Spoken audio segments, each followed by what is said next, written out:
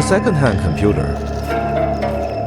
This story was told to me by a freelance writer, S, who often visits our company. S used to be a newspaper reporter, but became a passionate freelancer to work more freely.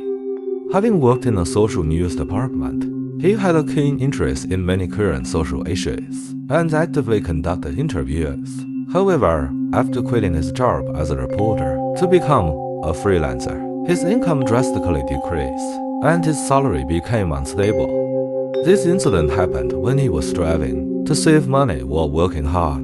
One day, his usual laptop suddenly broke down. Without much thought, he brought the computer to discuss with me. If you don't mind the specification, why not consider buying a second-hand computer? I suggested, as wasn't particular about computers. He only saw them as tools for writing, so he took my advice and quickly bought a second-hand computer from our company. Although the computer had been used many times and sold second-hand, its performance was more than sufficient for us, as lived in a room known as 1K, which means it had only one kitchen and one room. Since he cared about the view, he usually chose rooms on the top floor. At that time, he was renting a room on the 5th floor of a building. Although it wasn't a high-rise, the view from the window allowed him to overlook a certain degree of street scene, which he felt very proud of. As someone with a fear of heights, I couldn't understand this sentiment at all. In Us's room, since he used very cheap thin curtains, the inside of the room could be seen from outside at night. One night around 10 p.m., Us decided to go to a nearby ramen shop for dinner and went out late. On his way back after eating, he glanced at his building and noticed that his room was lit.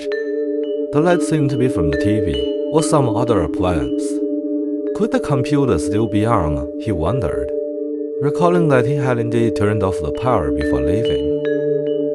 When he returned to the room, Us found the computer on the desk was on, its screen illuminating the entire room. He thought maybe something touched it and turned it on.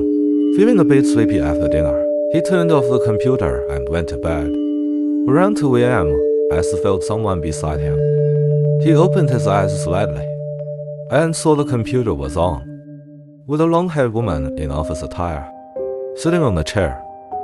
Us thought he was still dreaming, but he noticed the woman was murmuring something.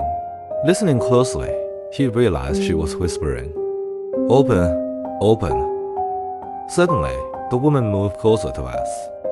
Us shouted in his mind, "Don't come near." But his body couldn't move, and he couldn't make a sound.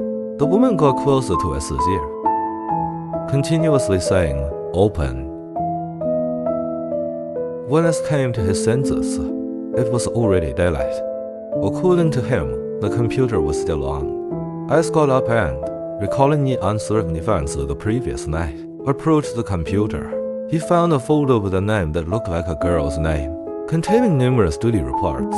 There are occasional rumors about dealers selling hard drives without completely erasing the data, and Us might have bought such a second-hand computer.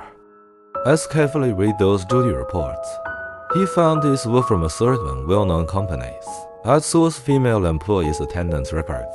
That girl's overtime hours exceeded 200 hours in a month, and she was unreasonably forced to work overtime. Seeing this, Us started to feel that last night's encounter wasn't just a nightmare, but the lingering sorrow of this female office worker who had died from overwork.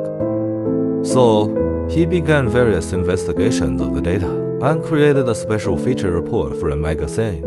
It became a sensational news story in society for a while. In my view, it doesn't seem coincidental at all. Before publishing this news, Us and I first visited the girl's grave to pay our respects. At her grave, we conveyed that although we didn't know to what extent we could communicate what she had experienced, we would certainly report based on the facts, so she could rest in peace.